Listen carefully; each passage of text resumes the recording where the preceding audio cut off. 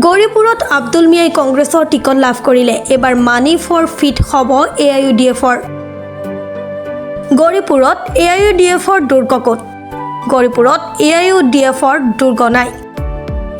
এই কথা আমি কোৱা নাই, এই কথা কৈছে গৌৰীপুৰ সমষ্টিৰ কংগ্ৰেছ দলৰ প্ৰাৰ্থিত্ব প্ৰত্যাশী আবুল মিয়াই। লগতে কৈছে 2021 চনৰ নিৰ্বাচনত কংগ্ৰেছৰ লগত মহাজোটবন্ধন হোৱাতহে AIUDF দলে জয়লাভ কৰিছিল। গৌৰীপুৰ সমষ্টিত বৰ্তমান AIUDF দলৰ প্ৰভাৱ প্ৰায় শূন্য। বিগত পঞ্চায়ত নিৰ্বাচনত এখন পঞ্চায়ত দখল কৰাৰ লগতে এখন আঞ্চলিক পঞ্চায়ত দখল কৰে যদিও জিলা পৰিষদৰ আসনৰ সংখ্যা শূন্য বুলি কটাক্ষ কৰে আবুল মিয়াই।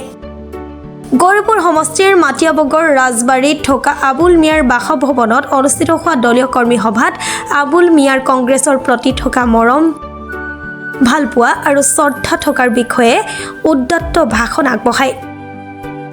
আবুল মিয়াই কয় যে ধুবুৰী জিলাৰ লগতে গৌৰীপুৰ সমষ্টিত 25 বছৰ ধৰি কংগ্ৰেছ দলৰ সংগঠন মজবুত কৰি ধৰি ৰাখিছোঁ। গৌৰীপুৰত কংগ্ৰেছৰ হৈ আবুল মিয়াই কি বৰ্ণনা কৰিছে বিগত দিনত সেই বিষয়ে এইদৰে বৰ্ণনা কৰিলে প্ৰাৰ্থিত্ব প্ৰত্যাশী আবুল মিয়াই। গৌৰীপুৰ সমষ্টি উদ্ধাৰ কৰিবলৈ হ'লে আবুল মিয়াৰ দৰকাৰ বুলি বিভিন্ন বক্তাই ভাষণ প্ৰদান কৰে। 2026 চনত গৌৰীপুৰ সমষ্টিত কংগ্ৰেছ দলৰ টিকট কোনে লাভ কৰিব সেইটো ক'লে আবুল মিয়াই। ইয়াৰ উপৰিও সমষ্টিখনত জনসমাৱেশ অনুষ্ঠিত কৰাৰ বাবে দলীয় কৰ্মীৰ লগত মত বিনিময় কৰে। কংগ্ৰেছ দলৰ প্ৰতি থকা ভক্তি, শ্ৰদ্ধা আৰু কৰ্মৰ বিষয়ে কি ক'লে কংগ্ৰেছ দলৰ প্ৰাৰ্থিত্ব প্ৰত্যাশী আবুল মিয়াই। গোলগঞ্জৰ পৰা যিখিনি সমষ্টি আহিছে, যিখিনি এৰিয়া আহিছে, এইখিনি কংগ্ৰেছ কৰ্মী ছিনিয়ৰবিলাকৰ লগত মই আগৰ পৰা উঠাব আছিল। গতিকে মোৰ নিজা সমষ্টিয়ে যেন মোক লাগিছে যে নতুনকৈ সোমোৱা সমষ্টিখিনিও মোৰ নিজৰে আপোন কংগ্ৰেছ যিবিলাকে আছে তাতে, গতিকে চবৰে সঁহাৰি পাইছোঁ। আৰু আজিৰ দিনত আপোনালোকে ৰাইজৰ মাজত গ'লে গম পাব যে আজিৰ দিনত এটা আবুল মিয়াৰ এটা নাম ৰাইজৰ মাজত ওলাই গৈছে। অলৰেডি কেণ্ডিডেট ৰাইজে ওলাই দিছে, বাকী হাইকমাণ্ডে যি বিবেচনা কৰে। মোৰ বিশ্বাস যে এইবাৰ ঠিকা কেন্দ্ৰীয়কে টিকিট দিব, এইবাৰ লবি কেন্দ্ৰীৰ কোনো টিকিট নহয়। এইবাৰ গৌৰৱ গগৈৰ নেতৃত্বত কোনো লবি কেন্দ্ৰীৰ টিকিট নহয়, চান্স অফ ছাকচেছ থকা কেন্দ্ৰীয়কে টিকিট দিব। আৰু সেই আশাতে মই আছোঁ যে ৰাইজৰ যিটো সঁহাৰি পাইছোঁ সেইমতে মই টিকিটটো পাম বুলি মই বিশ্বাস। ভুৱা প্ৰচাৰ বুলি নকওঁ, সঁচাই লিখি দুই এটা কথা মিছা দিছে, বাকীবিলাক সঁচা। মই আৱেগিক হৈ এটা সময়ত মই কংগ্ৰেছ ত্যাগ কৰিছিলোঁ, সেইটো সঁচা। কিয় ত্যাগ কৰিছিলোঁ যে মই ধুবুৰী জিলা কংগ্ৰেছখনে মই মানে নেতৃত্ব দিছিলোঁ। তাৰপিছত এই ধুবুৰী জিলা কংগ্ৰেছখনত বহাৰ এটা জেগাও মোৰ নাছিল।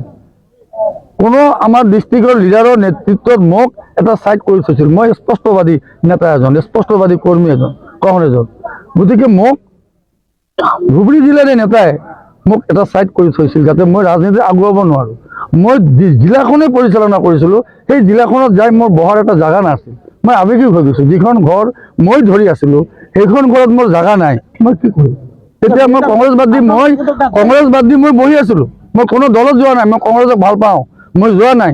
তাৰপিছতো কংগ্ৰেছৰ বাহিৰত থাকি যোৱা পঞ্চায়ত নিৰ্বাচনত মই কংগ্ৰেছৰ আদানী ডেভেলপমেণ্ট ব্লকৰ চেয়াৰমেন, মোৰ লগত বহি থকা আনচাৰুল হকৰ মিছেছক মই কংগ্ৰেছৰ বাহিৰত থাকি মই কংগ্ৰেছৰ ব্লক ডেভেলপমেণ্ট ব্লকৰ চেয়াৰমেন মই বনাইছোঁ। 25টা বছৰে মই আবুল মিয়া গৌৰৱপুৰ সংগঠন ধৰি আছিলোঁ।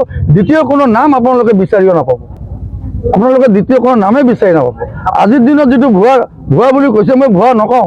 যিখিনি ঘটিছে এইখিনি এখন দোহৰাই দিছে যাতে সাংসদ ডাঙৰীয়াই দেখা পালে টিকিটটো নিদিয়ে। গতিকে সিহঁতে সম্ভাৱনাটো দেখা পাইছে। কেণ্ডিডেটবিলাকে যিবোৰে নিউজ কৰিছে, যিবোৰ কেণ্ডিডেটে মোৰ এগেইনষ্টত নিউজ কৰিছে, এখেতসকলে APCC যে গম পাইছে যে আবুল মিয়াৰ টিকিটটো পোৱাৰ সম্ভাৱনা আছে। গতিকে নিউজটো ওলাই যাতে আবুল মিয়াৰ টিকিটটো নাপায়, সেইটো এটা মেছেজ ৰাইজৰ মাজত দিছে। ৰাইজে বুজি পায়, সাধাৰণ ভোটাৰ কংগ্ৰেছ কৰ্মীয়ে বুজি পাইছে যে আবুল মিয়াৰ টিকিট বোধ কৰি পাব।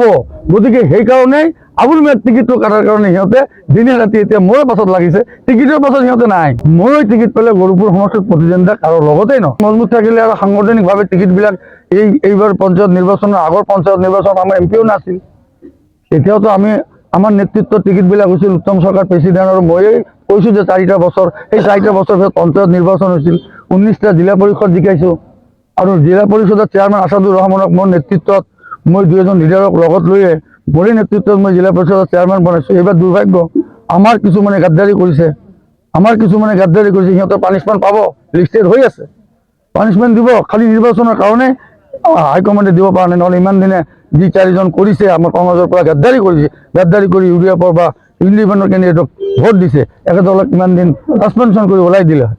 কিন্তু চিনাক্তকৰণ কৰি থৈছে নিৰ্বাচনৰ পিছে পিছে কাম। যোৱাবাৰ আমি কংগ্ৰেছে তাক 1,12,000 ভোট দিয়াইছোঁ, কিন্তু সেইটো মহাজোঁট আছিল। তাৰ আগত সুশীল কুমাৰ ৰায়ক ভুল কেণ্ডিডেট চিলেকশ্যন হোৱাৰ কাৰণে মিজানুৰ ৰহমানে MLA হৈছে। আমাৰ গৌৰপুৰ সমষ্টিত সুশীল কুমাৰ ৰায়ক ধুবুৰীৰ পৰা আনি মই কাম কৰিছোঁ, টিকেট আনি সুশীল কুমাৰ ৰায়ক দিয়াৰ কাৰণে মিজানুৰ ৰহমান জিকিছে। যোৱাবাৰ সি কি জিকিছে? যোৱাবাৰ মহাজোঁট হোৱাৰ কাৰণে জিকিছে।